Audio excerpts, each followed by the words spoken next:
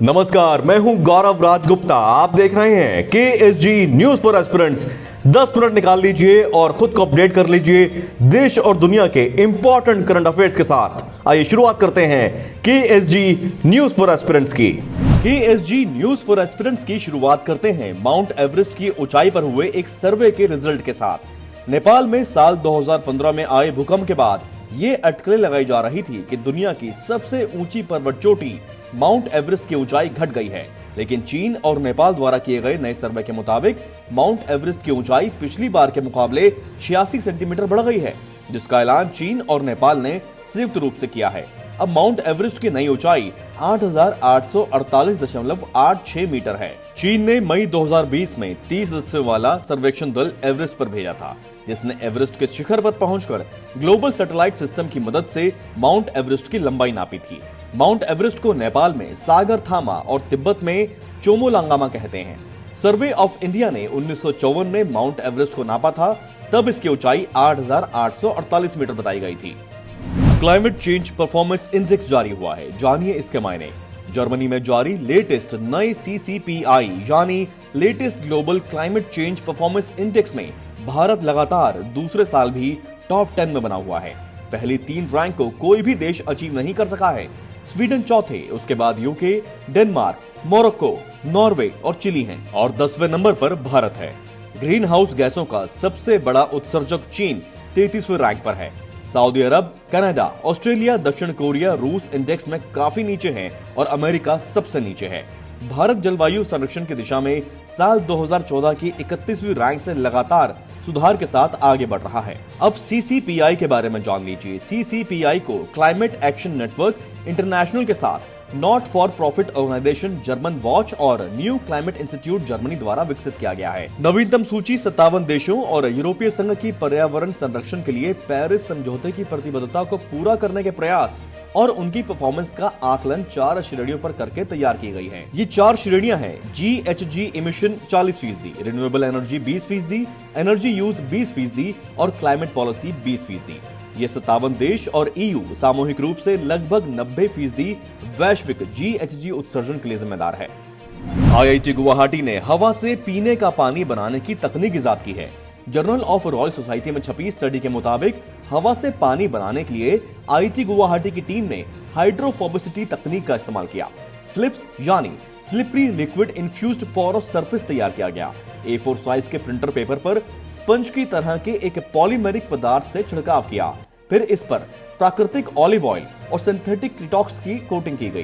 बेहद कम बारिश वाले इलाकों के पेड़ पौधे, जीव जंतु नम हवा से अपनी जरूरत का पानी निकाल लेते हैं। इस शोध में भी इन्हीं जीवों की नकल की गई है। आसाम गुवाहाटी स्थित public technical university Indian institute of technology Guwahati की स्थापना साल 1994 में हुई थी। भारत की 50% से ज्यादा आबादी के पास पीने का पानी का एक्सेस नहीं है। करीब 2 लाख लोगों की हर साल साफ पानी की कमी से मौत हो जाती है। ऐसे में यह किफायती तकनीक काफी उपयोगी हो सकती है। भारतवंशी global health expert Anil Soni WHO foundation के पहले CEO बन गए हैं। सोनी 1 जनवरी 2020 को अपना पदभार संभालेंगे। WHO विश्व स्वास्थ्य के लिए 1 जनवरी 2021 से धन संग्रह की दिशा में एक अभियान चलाएगा। इसकी कमान अनिल सोनी को दी गई है। अनिल को साल 2023 तक $1 बिलियन की रकम इकट्ठा करने की जिम्मेदारी सौंपी गई है। WHO फाउंडेशन एक इंडिपेंडेंट ग्रांट मेकिंग एजेंसी है, जिसका मुख्यालय जिनेवा में है। इसे इस साल मई में शुरू किया गया था। ये फाउंडेशन दुनिया भर में स्वास्थ्य संबंधी चुनौतियों को हल करने के लिए विश्व स्वास्थ्य संगठन और ग्लोबल हेल्थ कम्युनिटीज के साथ मिलकर काम कर रहा है। कोरोना को मात देने के लिए सरकार चलाएगी टीकाकरण कार्यक्रम। कोविन ऐप के जरिए होगा रजिस्ट्रेशन। केंद्र सरकार ने कोविन नाम का एक ऐप बनाया है, जिसे प्ले स्टोर से आसानी से डाउनलोड किया जा सकता है। ये ऐप वैक्सीनेशन से जुड़ी पूरी प्रक्रिया पर रियल टाइम निगरानी रखेगा। CoWIN electronic vaccine intelligence network यानी E-WIN का अपग्रेडेड वर्जन है। मंत्रालय के मुताबिक कोविन ऐप में 5 मॉड्यूल हैं। पहला प्रशासनिक मॉड्यूल, दूसरा रजिस्ट्रेशन मॉड्यूल, तीसरा वैक्सीनेशन मॉड्यूल, चौथा लाभान्वित स्वीकृति मॉड्यूल और 5वां रिपोर्ट मॉड्यूल। इस सॉफ्टवेयर के जरिए ही लोगों को कोरोना वैक्सीन के टीकाकरण के लिए SMS भेजे जाएंगे। इसमें वैक्सीनेशन का बूथ और टीका लगवाने का दिन और समय लिखा होगा। नेगवैक यानी national expert group on vaccine administration of कोविड-19 की वैक्सीन फर्स्ट शॉर्ट लिस्ट में 3 प्रायोरिटी ग्रुप हैं, जिनमें फ्रंटलाइन स्टाफ, 50 साल से अधिक के लोग और खतरे में 50 साल से नीचे के लोग शामिल हैं। नीति आयोग ने ऑनलाइन फैंटेसी गेम्स नियमन के लिए सेल्फ रेगुलेटरी ऑर्गेनाइजेशन गठित करने की वकालत की है। इस संगठन का संचालन स्वतंत्र निगरानी बोर्ड करेगा। साथ ही ऑनलाइन फैंटेसी गेम्स 18 साल और इससे ऊपर के यूजर्स के लिए सीमित करने का भी सुझाव दिया है। आयोग ने भारत में guiding principles for the uniform national level regulations of online fantasy sports platform in India शीर्षक से ड्राफ्ट रिपोर्ट में कहा कि फैंटेसी स्पोर्ट्स इंडस्ट्री में लोगों की रुचि है, सरकार इसे मान्यता दे रही है और इसकी अपनी एक पहचान है। रिपोर्ट के अनुसार इस प्रकार के सिंगल सेल्फ रेगुलेटरी ऑर्गेनाइजेशन का एकमात्र उद्देश्य फैंटेसी स्पोर्ट्स उद्योग निकाय होना चाहिए और इसके सदस्य ऑनलाइन फैंटेसी खेल मंच OFSP परिचालक होने चाहिए। अब देखिए Forbes list 2020 most powerful women of the world. दुनिया की सर्वाधिक 100 शक्तिशाली महिलाओं की लिस्ट में लगातार 10वें साल जर्मनी की चांसलर एंजेला मार्केल शीर्ष पर हैं। वित्त मंत्री निर्मला सीतारमण 41वें, HCL एंटरप्राइज की CEO रोशी नाडर मल्होत्रा 55वें, बायकॉन की संस्थापक किरण मंजूरदार शो 68वें और लैंडमार्क समूह की प्रमुख रेणुका जोग्यानी 98वें नंबर पर हैं। लिस्ट में दूसरे स्थान पर हैं न्यूजीलैंड की प्रधानमंत्री और कमला हैरिस तीसरे स्थान पर हैं। सूची में बिल और मिलिंडा गेट्स फाउंडेशन की सह अध्यक्ष मिलिंडा गेट्स 5वें नंबर पर हैं। अमेरिकी सदन की स्पीकर नैन्सी पेलोसी 7वें, फेसबुक की मुख्य संचालन अधिकारी शेरिल सैंडबर्ग 22वें, बांग्लादेश की प्रधानमंत्री शेख हसीना 39वें, ब्रिटेन की महारानी एलिजाबेथ द्वितीय 46वें, मशहूर कलाकार रिहाना 69वें और बियोंसे 72वें स्थान पर शामिल हैं। बात करते हैं आर्मी चीफ जनरल नरवणे की ऐतिहासिक खाड़ी देशों के दौरे की। पहली बार सऊदी अरब जा रहा है कोई सेना प्रमुख। भारतीय सेना प्रमुख जनरल मनोज नरवणे 9 दिसंबर से सऊदी अरब और UAE के 5 दिवसीय दौरे पर हैं। ये पहला मौका है जब कोई भारतीय सेना प्रमुख सऊदी अरब का दौरा करेगा। सऊदी अरब और UAE के भारत के साथ अच्छे संबंध हैं। इस दौरे से रक्षा संबंध और मजबूत होने की उम्मीद जताई जा रही है।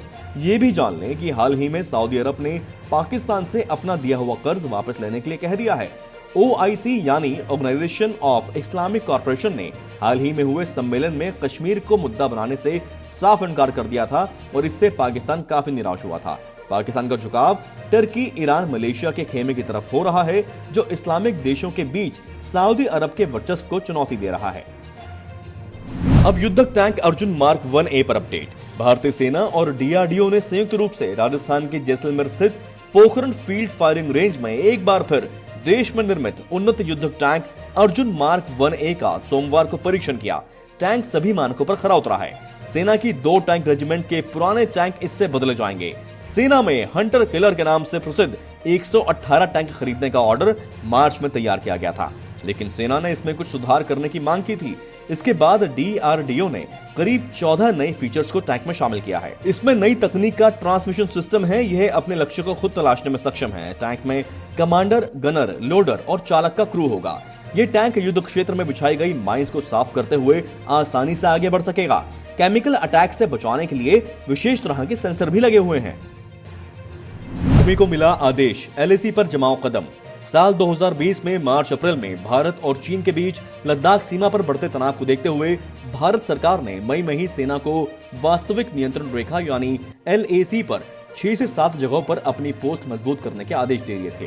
इंडियन एक्सप्रेस की रिपोर्ट के मुताबिक लद्दाख में चीनी सेना की LAC के पास कई पोस्ट और छोटी बड़ी चोटियों पर कब्जा जमाने की मंशा को तगड़ा झटका देते हुए भारत ने लद्दाख में मुखपरी, रेजांगला, रेचिनला और गुरुंग हिल और सब सेक्टर में पेंगोंग त्सो के दक्षिणी किनारे के क्षेत्र पर पोस्ट मजबूत कर ली थी। पेट्रोलियम बोर्ड के नए यूनिफाइड टैरिफ स्ट्रक्चर के फैक्ट समझ लीजिए। पेट्रोलियम और प्राकृतिक गैस नियामक बोर्ड ने 14 प्राकृतिक गैस पाइपलाइनों के लिए एक नई टैरिफ संरचना को अधिसूचित किया है। इसका उद्देश्य प्राकृतिक गैस और LNG टर्मिनलों से दूर देश के पश्चिम तट के उपयोगकर्ताओं के लिए प्राकृतिक गैस की लागत को कम करना है। टैरिफ में बदलाव से गैस ट्रांसमिशन इंफ्रास्ट्रक्चर में अधिक निवेश को बढ़ावा मिलेगा, क्योंकि देश के पश्चिमी तट से दूर उपयोगकर्ताओं के लिए प्राकृतिक गैस अधिक सस्ती हो सकती है, जिससे देश में प्राकृतिक गैस की खपत को बढ़ावा देने के सरकार के लक्ष्य को भी मजबूती मिलेगी। अब बात करते हैं वर्ल्ड ह्यूमन राइट्स डे की। संयुक्त राष्ट्र ने 1950 में 10 दिसंबर को अंतर्राष्ट्रीय मानवाधिकार दिवस के रूप में घोषित किया था। ये दिन लोगों को उनके संवैधानिक मौलिक अधिकारों के प्रति जागरूक करने के लिए ही मनाया जाता है। 10 दिसंबर 1948 को अंतर्राष्ट्रीय मानवाधिकार आयोग का गठन किया गया था। ये संस्था विश्व में मानव के हित में किए जा रहे अधिकारों की रक्षा करती है। भारत में 28 सितंबर 1993 को मानवाधिकार कानून अमल में आया और 12 अक्टूबर 1993 को राष्ट्रीय मानवाधिकार आयोग का गठन किया गया। भारत में मानवाधिकार का मुख्य कार्यालय दिल्ली में है और हर प्रदेश और जिले में भी मानवाधिकार के कार्यालय हैं।